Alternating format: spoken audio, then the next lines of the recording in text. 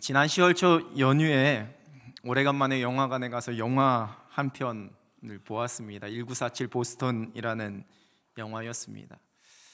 역사적 사실을 왜곡한 면이 있다라는 그런 비평도 받고 있지만 다큐멘터리가 아니라 영화다라고 생각하고 보면 참 감동적인 영화라는 생각을 하게 됩니다.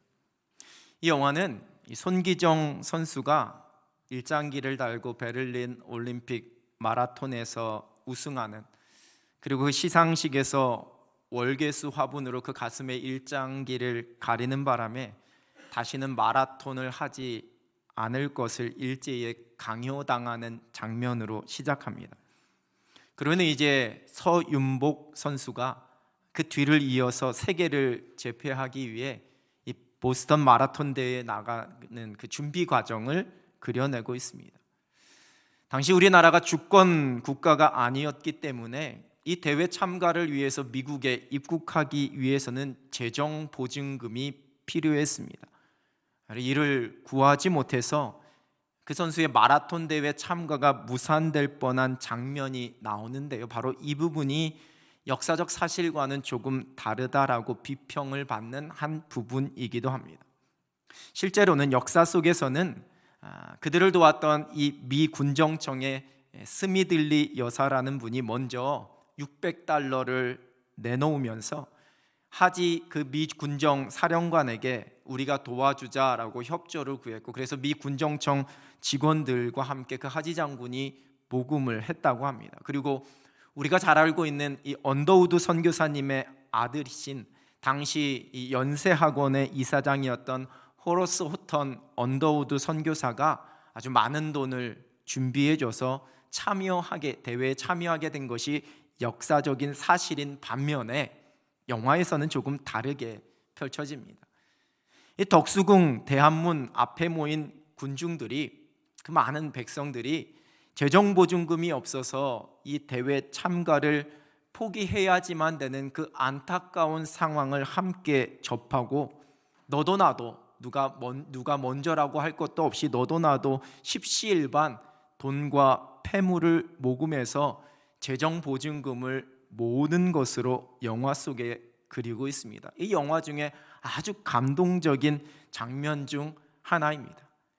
영화 안 보신 분들도 많을 텐데 제가 너무 다 내용을 이야기하고 지금 스포를 하고 있는 건데요, 영화를 보면서 그 모금에 참여하고 있는 사람들의 그 모습이 전혀 이해가 되지 않는, 좀 개연성이 없다라는 그러한 생각이 아니라, 내가 저기에 있었어도 저들과 똑같은 마음에 똑같은 행동을 했었구나라는 뭔가 가슴에서 올라오는 뜨거움이 있었습니다. 실제로 IMF 당시에 우리나라 국민들이 자발적으로 금 모으기 운동을 했던 모습에 전 세계 사람들이 놀랐습니다. 여러분, 사람들을 움직이게 하고 행동하게 만드는, 그 마음을 일으키게 만드는 어떠한 동력이 있습니다. 영화 속에서는 애국심이었겠지요. 때로는 사랑이, 또 정의감이, 사명감이, 책임감이, 목표의식 등이 그러한 동력 중에 하나일 겁니다. 예수님께서는 예수님의 제자들이 이 세상에서 제자로서의 삶을 살아가도록 이끌어 주시는 동력을 말씀해 주고 계십니다. 부활하신 후 제자들에게 나타나신 예수님께서 이렇게 말씀하셨습니다. 사도행전 1장 4절입니다. 사도와 함께 모이사 그들에게 분부하여 이르시되 예루살렘을 떠나지 말고 내게서 들은 바 아버지께서 약속하신 것을 기다리라. 내게서 들은 바 아버지께서 약속하신 것을 기다리라. 예수님께서 그 제자들에게 들려주신 말씀이 곧 오늘 본문의 말씀입니다. 16절입니다. 내가 아버지께 구하겠으니 그가 또 다른 보혜사를 너희에게 주사 영원토록 너희와 함께 있게 하리니. 요한복음 16장 7절입니다. 그러나 내가 너희에게 실상을 말하노니 내가 떠나가는 것이 너희에게 유익이라. 내가 떠나가지 아니하면 보혜사가 너희에게로 오시지 아니할 것이요 가면 내가 그를 너희에게로 보내리니. 육신의 몸을 입으시고 이 땅에 오신 하나님의 아들 예수님께서 이 땅에서 제자들과 늘 함께 하셨습니다. 그러나 이제 구원의 역사를 이루시기 위해 십자가에서 죽으시고 부활하시고 승천하신 그 이후에 예수님께서 그 제자들을 위해 하셨던 그 일을 해 주실 분이 오실 것이다 라고 약속해 주십니다. 곧 하나님 아버지께서 보내주시는 보혜사 성령입니다. 오늘 본문 16절은 또 다른 보혜사 이렇게 기록하고 있습니다. 이 보혜사로 번역된 헬라어 파라클레토스라는 단어는 돕기 위하여 부름을 받은 자라는 의미를 가지고 있는데, 이 신약 성경에서는 우리가 알고 있는 성령님을 나타낼 뿐만 아니라 예수님을 지칭할 때도 쓰였습니다. 요한일서 2장 1절 하반절입니다. 아버지 앞에서 우리에게 대언자가 있으니 곧 의로우신 예수 그리스도시라. 여기서 성경의 대언자라고 번역된 단어가 이 보혜사를 뜻하는 파라클레토스라는 헬라어를 사용하고 있습니다. 그래서 예수님께서 또 다른 보혜사라고, 즉 우리를 도우시던 그 예수님이 부활하셔서 승천하신 이후에 또 다른 우리를 돕는 자를 보내주신다 말씀하고 계시는 겁니다. 요한복음에서만 이 성령을 보혜사라고 표현합니다. 이 한글이 한자어가 많아서 조금 어렵지요. 보혜사, 보할 보자, 은혜 해자, 스승 사자입니다. 한자 그대로는 보호하시고 은혜 주시고 가르치시는 분이라는 의미입니다. 그래서 이 보혜사라는 이 파라클레토스라는 헬라어는 남을 위해서 나타난 자, 돕는 자, 위로자, 중재자, 상담자, 이러한 단어들로 번역되고 있습니다. 예수님께서 세상에 계시는 동안에 그 제자들의 곁에서 도우시고 가르치시고 위로하시고 동행하셨듯이 이제는 보혜사 성령님을 보내주셔서 성령님께서 예수님의 제자된 우리들을 도우시고 가르치시고 위로하시고 우리와 동행하실 것이다 라고 말씀하십니다. 성령님께서 영원토록 우리와 함께 계십니다. 제자된 우리와 함께 거하시면서 우리 속에 계십니다. 본문 17절입니다. 그는 진리의 영이라 세상은 능히 그를 받지 못하나니 이는 그를 보지도 못하고 알지도 못함이라. 그러나 너희는 그를 아나니 그는 너희와 함께 거하심이요 또 너희 속에 계시겠음이라. 보혜사 성령님은 우리를 돕는 분이십니다. 우리와 함께 하시며 우리를 위로하십니다. 예수님의 제자들은 우리와 함께 하심으로 우리를 도우시는 성령님, 그 모든 상황 속에서 우리를 어루만지시고 위로해 주시는 그 성령님의 은혜로 날마다 새 힘을 얻습니다.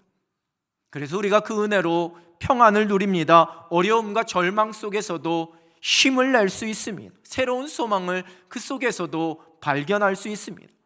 우리 속에 거하시는 성령께서 우리로 하여금 하늘의 소망과 하늘의 은혜를 붙잡고 살아갈 수 있도록 날마다 이끌어 주시기 때문입니다. 큰 사고를 당하고도 믿음으로 버텨내고 이겨낸 이제는 이화여대 교수가 된 이지선 씨의 이야기, 이제 그 스토리는 우리 그리스도인들 뿐만 아니라 많은 사람들이 알고 있고 많은 사람들에게 위로와 격려를 주고 있습니다. 사람들은 이 이지선 씨를 보면서 그저 정말 큰 어려움을 극복한 긍정적 의지의 소유자요, 또 그러한 의지와 세상을 밝게 보려는 그 눈이 그 모든 어려움들을 극복하게 해 주었다, 인간 승리 휴먼 스토리다, 그렇게 생각할지 모릅니다. 이지선 씨가 쓴 지선아 사랑해라는 책의 일부입니다. 믿기 어려우실지 모르지만 그 사고 이후에 전 훨씬 더 행복해졌어요. 아니, 행복한 사람이라는 것을 깨달았다고 해야 할까요? 전에는 가진 것이 많은 사람이 행복해 보였고 부러웠어요. 지금은 그게 행복의 조건이 아니라는 걸 알게 되어서 너무 감사해요. 현실을 보는 게 아니라 그 너머를 볼 줄 아는 사람이 진짜 행복한 사람이더라고요.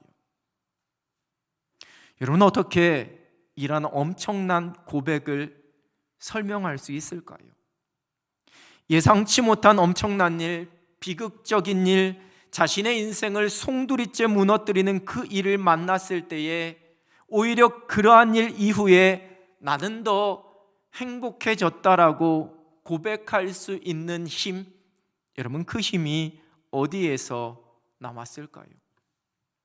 절망적인 상황과 감사할 수 없는 상황, 인생을 포기하고 싶은 그 상황 속에서 이러한 믿음의 고백이 가능하도록 그리스도인 된 우리 속에서 역사하시는 분, 여러분 그분이 바로 보혜사 성령님이십니다.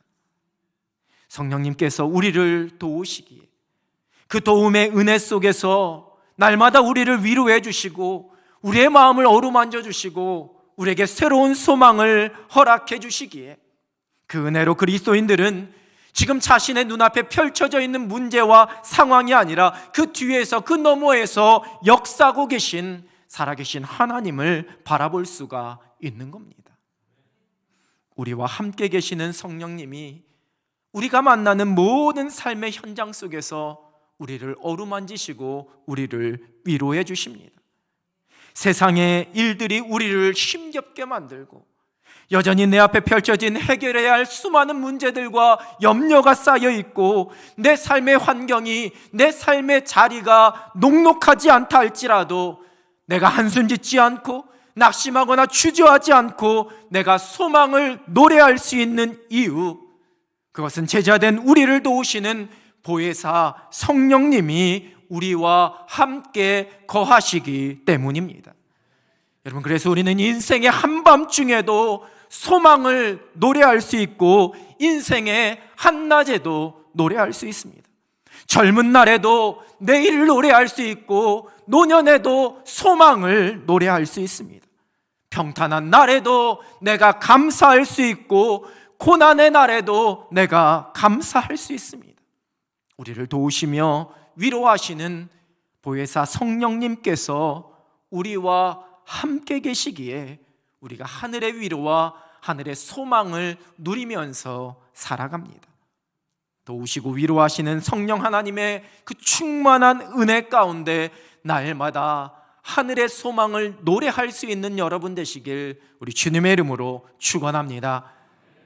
우리 안에 거하시는 성령님이 제자된 우리에게 말씀을 깨닫게 하시고 그 말씀을 생각나게 하시고 그 말씀 앞에 순종하게 하십니다. 요한복음 14장 26절입니다. 보혜사 곧 아버지께서 내 이름으로 보내실 성령, 그가 너희에게 모든 것을 가르치고 내가 너희에게 말한 모든 것을 생각나게 하리라. 상도동 언덕에 있는 좋은 교회인 대한예수교 장로의 남현교회 담임 목사 이름은 장태진입니다. 여기 계시는 분들 중에 모르시는 분 없으십니다. 물론 여기도 오늘 처음 나와서 예배 드리시는 분들이 계신데 제 이름이 장태진입니다. 여러분, 그런데 혹시 이 중에서 제가 교회 부임하기 전에 이 놀라운 사실을 알고 계셨던 분이 계시는지요? 즉 원로 목사님이 은퇴하시기 몇 년 전에 이제 몇 년 후에 우리 목사님 은퇴하시면 그 후임으로 우리 교회 담임 목사로 올 목사님 이름이 장태진이래. 혹시 그거 알고 계셨던 분 계시는지요? 만약에 알고 계셨다면 저에게 살짝 와서 먼 훗날 제가 은퇴한 다음에 오실 목사님 이름을 저에게 가르쳐 주시면 제가 기도하겠습니다. 여러분, 성령님께서 이런 것 가르쳐 주실까요? 그렇지 않습니다. 인격적인 성령님은 그런 것 미리 가르쳐 주시는 분 아닙니다. 이 모든 사실은 제가 담임 목사로 부임하는 것을 여러분들이 눈으로 보고 제 이름을 귀로 들어서 알게 된 지식입니다. 우리는 이러한 것을 성령께서 알게 하셨다 이렇게 말하지 않습니다. 우리를 죄에서 구원해 주신 분이 하나님의 아들이신 예수 그리스도이십니다. 예수님께서 나를 위해 십자가를 지시고 죽으셨고 부활하셨습니다. 오직 예수 그리스도만이 나의 구원자가 되십니다. 예수 그리스도를 믿는 자는 영원히 죽지 않고 영생을 얻습니다. 여러분, 이것은 내가 눈으로 보고 내가 귀로 들어서 내가 머리로 이해해서 알게 된 지식이 아닙니다. 진리의 영이신 성령께서 우리에게 가르쳐 주셨기에 그 가르침 가운데 깨닫게 해주셨기 때문에 내가 고백하게 된 믿음입니다. 지식적인 정보의 전달이 아닙니다. 내 속에 진리가 깨달아지고 믿게 되는 겁니다. 성령께서 우리로 하나님을 알게 하십니다. 머리의 지식이 아니라 나에게 하나님이 어떠한 분이신지, 우리 주 예수 그리스도가 어떠한 분이신지를 믿고 깨닫게 하십니다. 하나님의 마음을 가르쳐 주십니다. 하늘의 지혜를 가르쳐 주십니다. 하나님의 뜻이 무엇인지 가르쳐 주십니다. 그리고 그 가르침에 순종하여 행하도록 우리의 생각과 우리의 마음과 우리의 의지를 움직여 주십니다. 그것이 우리를 가르치시는 성령의 역사하심입니다.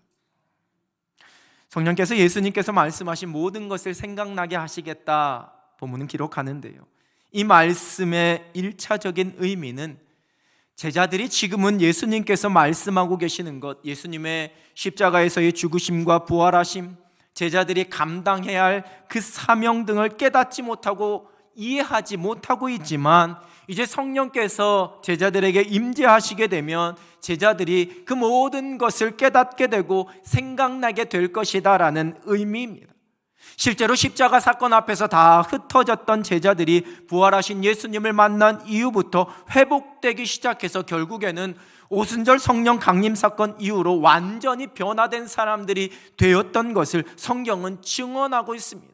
그 성령의 역사하심 속에서 그때 과거에 말씀하셨던 예수님의 말씀을 깨닫게 된 겁니다. 예수님의 말씀이 무엇인지 생각이 난 것입니다.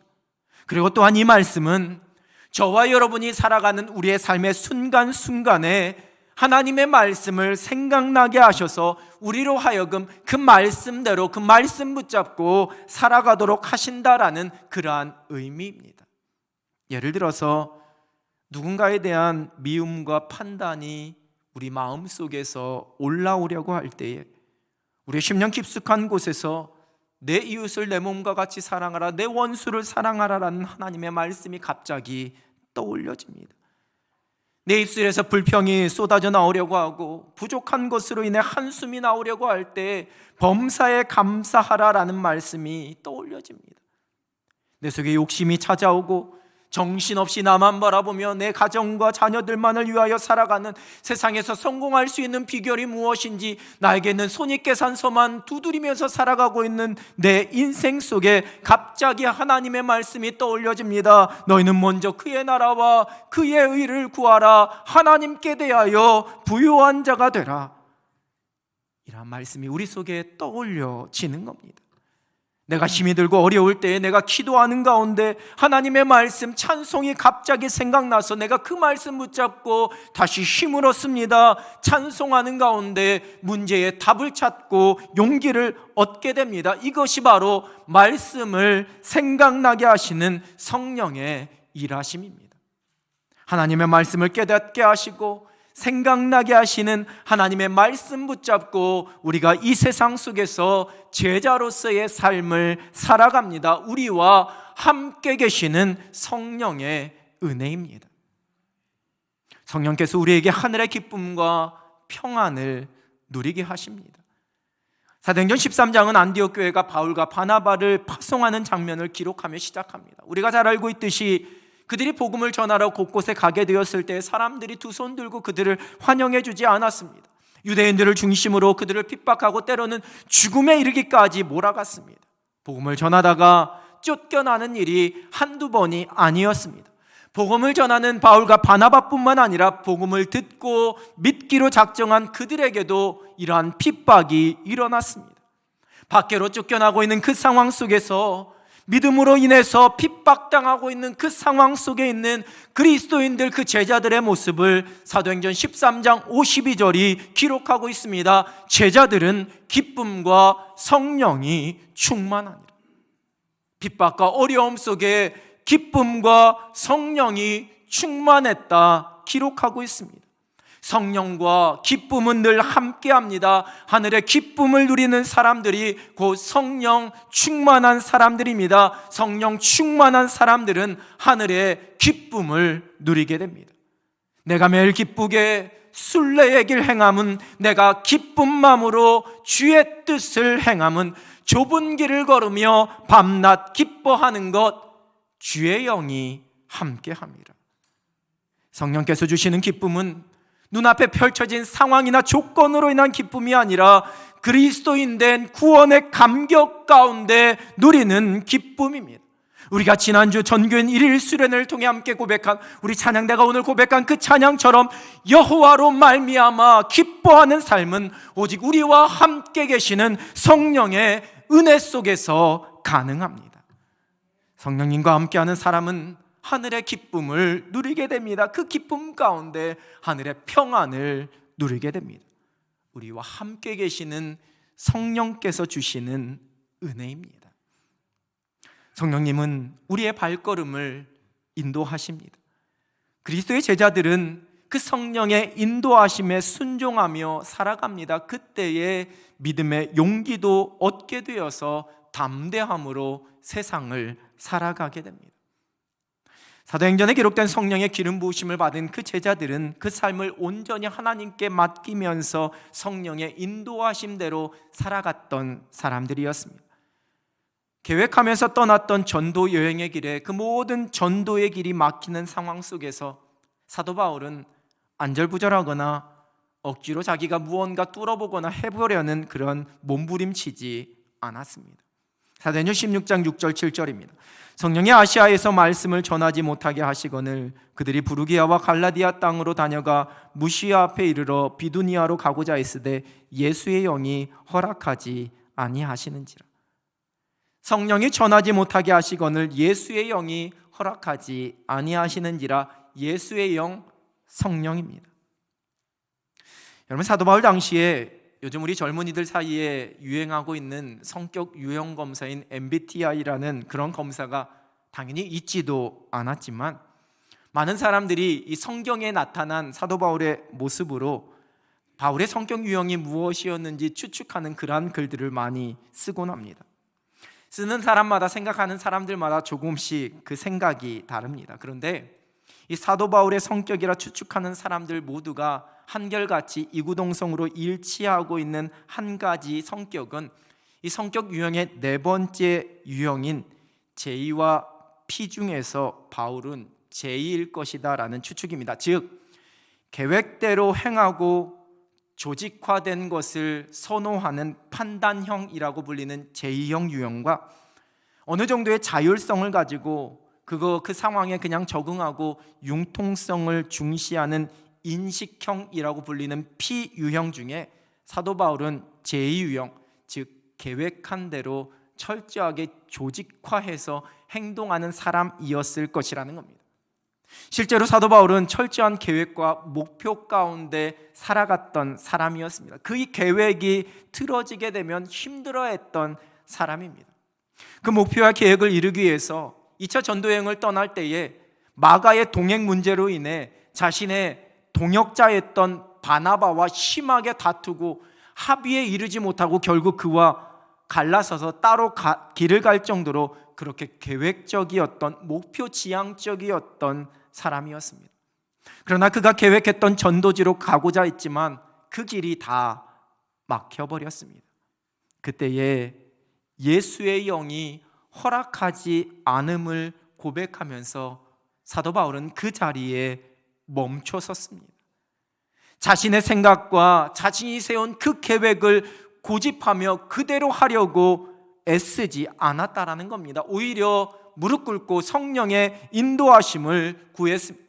그리고 기도하는 가운데 건너와 도와달라라는 마게도냐 사람의 환상을 보고 그곳으로 발걸음을 옮기게 됩니다. 사도행전 16장 10절 하반절입니다. 이는 하나님이 저 사람들에게 복음을 전하라고 우리를 부르신 줄로 인정함이로라. 철저하게 성령의 인도하심 가운데 순종했습니다. 하나님은 실수하지 않으신다네라는 찬양이 있습니다. 그 가사 중에 이러한 고백이 있습니다. 내가 세운 계획이 혹 빗나갈지 모르며 나의 희망 덧없이 쓰러질 수 있지만 나 여전히 인도하시는 주님을 신뢰하는 까닭은 주께서 내가 가야 할 길을 잘 아심일세. 우리의 인생의 길을 가장 완벽함으로 이끌어가고 계시는 그 성령의 인도하심만을 고백하고 사모하는 사람만이 드릴 수 있는 찬양입니다. 사도행전에 기록된 성령 충만한 제자들은 성령의 인도하심을 신뢰함으로 세상을 향한 담대함이 있었습니다. 그리스도인 된 우리의 모든 길을 인도하시는 성령께서 우리에게 믿음의 용기를 주셔서 담대함으로 살아가게 하십니다.